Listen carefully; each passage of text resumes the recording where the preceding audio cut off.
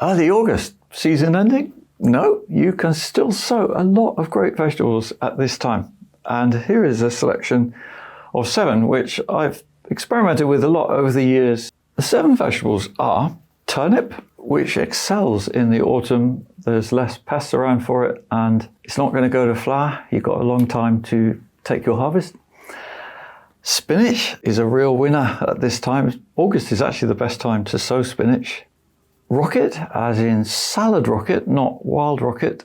I actually sow wild rocket in September, but salad rocket, arugula, is really good in early August, or through August as well. Purple sprouting broccoli, there's just time. It's a little bit late. You often sow it in July or June, but now it's still possible. I succeeded really well last year sowing it early August. And then endive, it's prime time for endive because they crop so well in the autumn, more than lettuce even, and as long as you don't mind a bit of bitterness in the leaves, they're a real star of the autumn. Chinese cabbage. I know you can sow Chinese cabbage all through the year, but very early August, they really excel to get you a lovely heart by October. And finally, collards. I'm sowing some of them to show you now, and you can even see outside some collards that are still cropping now that were sown last August. So they're a very versatile vegetable. I'm sowing just a few of each, more than anything to show you the sowing method. But before that, I've remembered I need to make some holes in my tray. So I've filled a tray pretty full and firmly with potting mix, which is my own mix. It has 50% worm cast in it and 50% grow worm proprietary mix, which is the one I found to be the most reliable. That one also has some worm cast. It would do on its own, but I find that adding my own mix to it really gives it a lift, gives some extra fertility. So this device we call a dib popper, and it means you get nice even holes right the way across. I've not watered the compost at this point because I don't want it too wet. That doesn't work if it's too wet. You get water on your hands when you're handling seeds and everything. It's moist enough that it will hold its shape for long enough for me to pop these seeds in. So, right, here's the turnip. Tokyo Cross is a hybrid, and I found it much more consistent and reliable and tasty actually, compared to many of the older varieties, although it was bred in Japan quite a while ago. And I'm doing multi-sowing, so that means roughly 4 seeds per cell. 3 or 4 is good. Actually, even 5. It just depends on the germination, because often there's one maybe that don't come up. Like 80% would be a good rate to expect for seeds that you buy, germination. Spinach, I'm also going to multi-sow, but that I wouldn't put so many seeds. They tend to come up pretty evenly, and I find for picking larger leaves of spinach, even just one plant is enough. So that was 3, they're not always easy to sow exactly right. I'm aiming to put 2 in each cell. The rest of these packets I'm going to sow later, in case you're wondering, because I maybe wouldn't put seed back in the packet if it's been on my slightly sweaty hand. Then we have here the rocket. So these are seeds from my range with Premier Seeds Direct. They're basically varieties or types of seed that I found very reliable over the years. And multi-sowing these, again, it depends what you want. If you want just a few large leaves, I would do no more than 2. If you want lots of small leaves, it could be 3. I'll do 2 or 3. And we'll see what happens. There's a bit of room for manoeuvre. So multi-sow means you can put all the seeds in the same little hole. You haven't got to space them out at this point. And as they grow, they push one another apart. It's a really wonderful and miraculous way of using less space and less potting mix to grow a lot of seeds. Now this one is a broccoli for cropping next spring. So it's lucky that I don't want too many seeds, because that is all there is in that packet. Some of the F1 hybrids are quite expensive seeds. So since I got them all out, I'm going to sow them all here.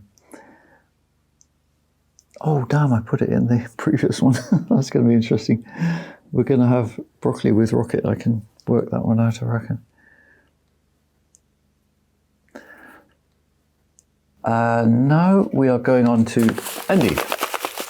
And there are two types of endive I like to sow. One is, it's called Escarole, and it has broader, larger leaves. Probably not so well known as the frizzy endive. And this is home saved seed, so they're a little bit not so even as many commercial seeds. I'm going to put 2 in a hole actually, because with many seeds, if you only want one, I only want 1 plant here per cell. If they all come up, then you just take out one, or sometimes you get a weak one and a strong one. You can just leave the strong one and thin out the weak one. So yeah, this is Wallone, which is the frizzy endive. And I've tried a few of these over the years, and I must say Wallone, it really is my favourite. So the depth of these holes is about 4 millimeters. It's often said that you sow seeds as deep as the width of the seed.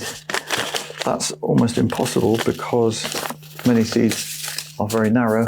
And in fact, you can see I'm putting them all in here at the same depth, even when they're different seeds. So this is some Chinese cabbage from last year, which I found really good. And I'm going to see how it grows this year, just out of interest.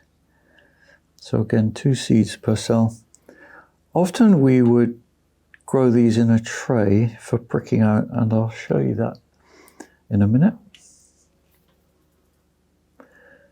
Many brassica seeds, this is a brassica, are quite large, and that does make it easier to sow them. I also have here from King Seeds some Yuki, and I thought this would make an interesting comparison as well, because Yuki is a variety I've grown for a long time, and I want to see how it compares with the Questar. Yuki, if anything, is slightly smaller. So the idea with these Chinese cabbage is that they will make a really tight heart that stands for quite a long time through mid to late autumn, when crispy fresh leaves are really welcome, because by then lettuce are not really producing, and we put them in salad bags actually, just a few of the smaller Chinese cabbage leaves. And finally we have Collards. Collards is something I'm ashamed to say I'd not grown until last year. I don't know how I missed it. I'm going to put 2 seeds again. That's another brassica. And I've been blown away by its wonderful low growth. Low meaning that you can easily cover it against pigeons in the winter, which is the problem we have here. While if you grow kale, which is probably its closest relative in terms of leaves it produces, you can't easily cover them because the plants are quite tall by winter. And just last winter, it kept on cropping pretty much right through the winter. So we often had just a few beautiful tender leaves of collards. And those plants are still cropping outside even now. So then I just cover over gently. I don't disturb the seeds at this point. And I shall then give some water. And I'll just show you the watering because it's a little bit, it could go wrong at this point, putting on water. I know it sounds an obvious thing, giving water to plants. What's there to learn about that? Well, it's actually quite a lot. Because if the seed, I didn't put the labels in, so I need to remember which way around it is. Crikey. If the seed is near the surface, which these are, and the compost is quite dry, if you put a lot of water on at one go, you can float the seeds out. So I do it like that. That's not fully wet yet, but the water's just started to soak in. And it's one of the ironies of watering that dry materials, dry soil, compost, don't soak up so much water initially as compost or soil that's already moist. So I get it nice and damp, and then perhaps 2 more, a bit more thorough or longer lasting waterings. And before watering, I made a note of the weight of this tray. This is one way to find out.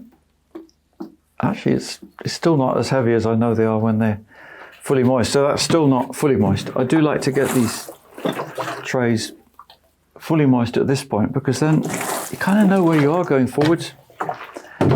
And from now on it will be, at this time of year in summer, watering once, even twice a day if it's really sunny.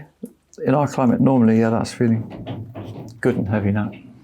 So that's the sowing into trays direct, but you can also sow like this. None of these are what, oh yeah, no, there's some that we're filming now, the endive that we've already pricked out actually. That is Escarole endive diva, which I sowed 4 days ago to give you an idea of the speed. And Sam, who was here yesterday, pricked them out. And from just that little space, she pricked out 90 endive plants. So basically I sowed too thick. But it's also the incredible vigor of home safe seeds. That was very successful. And pricking out means just this. This is all you do. You need to just lift a few seedlings so that you can get hold of it. And at this stage, it's very, very viable because you can easily, that's working out if I can find a space here. It's a bit risky, but let's try that. You just make a hole that's quite deep and then you can push it in. That's a bit difficult on camera. Try not to get in the way. But basically, I want to push it in so that the stem is buried and the leaves are at the surface. Seedlings from this tray are very even. This is the advantage of pricking out, is that if you've got poor germination, you lose it in there, so to speak. It doesn't take up space in the module tray. You end up with a very full module tray of plants that are going to all be ready to transplant at the same time, which in this case will be in about 2.5 weeks. So because of the time of year, early August, it's very warm, and the seeds we're sowing, a lot of brassicas tend to be very quick. Probably the slowest is spinach actually, but sowing that tray from now, we could well be planting out around the 15th, 20th of August. These collard plants, we sowed them actually middle of August last year. Planted them here mid-September as 4-week-old seedlings, between French beans actually, which were still cropping. And they didn't shoot away, and then suddenly got going nicely by October, and we started picking in November. And the mesh, which I've had over them, just sitting on top at the moment like that, I figure probably helps a little bit with flea beetle, although these plants are quite strong by now and they can resist it to some extent. But if you look at a leaf like this, you can see the flea beetle damage is around the edge, which is where it's touching the mesh because of how the flea beetles lay through the mesh. But the rest of the leaf is good. This one's quite tough in the stalk, so if I'm cooking that, I would cut out maybe the middle section because of the time of year more than anything, and a shortage of water really in the soil, so they're not as lush or tender as they are in the winter. And I'm actually not too clear yet how perennialized they are either, whether this plant, because you can see it's making now quite a cabbage heart, but this is how we've been picking it all the time, taking leaves off from the outside. And I picked these 6 days ago, so it's almost a leaf a day. And you could pick that one as well. I mean, the more you go into the middle here, the more tender and delicious they become. We'll see what happens if I just pick 1 or 2 more even. You know, you can still do this as well. You can do this with lettuce the similar way, taking off the outer leaves, even when they're hearting a bit. And that can slow down the hearting. It kind of keeps them as teenagers, you might say. So we'll see. But we've had basically 10 months of cropping from one sowing of very tasty green leaves, all through a time, winter, early spring, when there's not much fresh green leaf. So I do warmly recommend collards. I hope you've enjoyed this brief introduction. It's giving you ideas of seeds to sow now to keep your beds, your garden as full as possible through autumn, even into winter. And if it's otherwise wasted space, that's so valuable. You can find out more information in my books, for example, No Dig Skills book. I've written a lot of books about gardening which cover these topics, and the whole thing of succession sowing and succession planting, which effectively this is, because by late August through September, October, our beds are starting to come empty, and if you've got plants always ready to pop in, like we put these collards in between the French beans in September last year, that can give you amazing results. Have fun with that.